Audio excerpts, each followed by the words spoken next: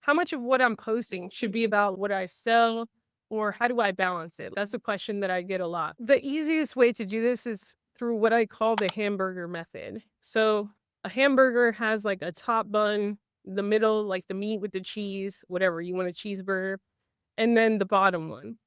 And so you want like the meat with the cheese to be what you sell. So one third of all of your posts on the feed should be directly related to what it is that you sell. Then one third could be a little bit adjacent or indirectly related to what you sell, but you still know that people are interested in that thing. So in my case, the one related to what I sell could be about LinkedIn newsletters because I help people grow on LinkedIn, or it could be short video on LinkedIn, live video on LinkedIn, whatever.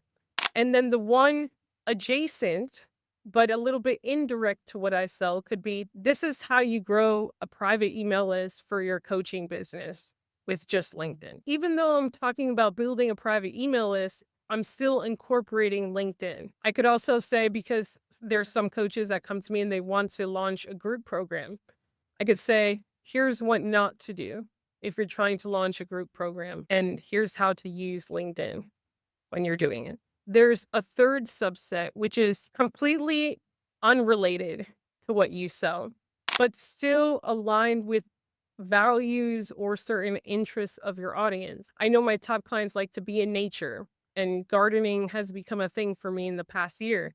I could share something like, this is 10 ways that gardening has made me better in business. It doesn't sound like it's related to anything that I sell, but it is in a way because they're just learning more of who I am, and because they may want to take up gardening or they may respect it because of the patience involved or whatever. You also need to match this with what you're actually doing in life and based on your natural interests and your natural passions. So I wouldn't do, hey, this is 10 ways pickleball has made me a better business person because I don't play pickleball, but I could do gardening because that's actually what I do.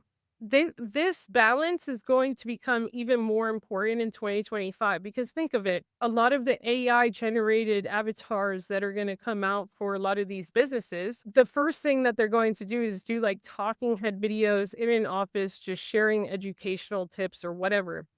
But, you may be into crochet, gardening, whatever. And it's going to be harder for them to replicate that same avatar in very natural, different environments.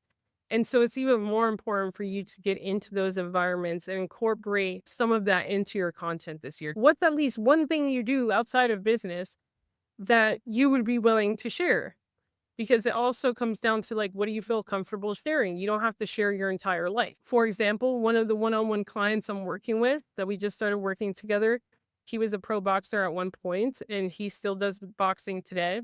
So this for him will be boxing. What is that thing for you? What is that gardening or boxing? I love shopping at thrift stores. That's cool. Dog mom. I love that. I'm a dog mom too. I'm a dog mom and a cat mom and a human mom.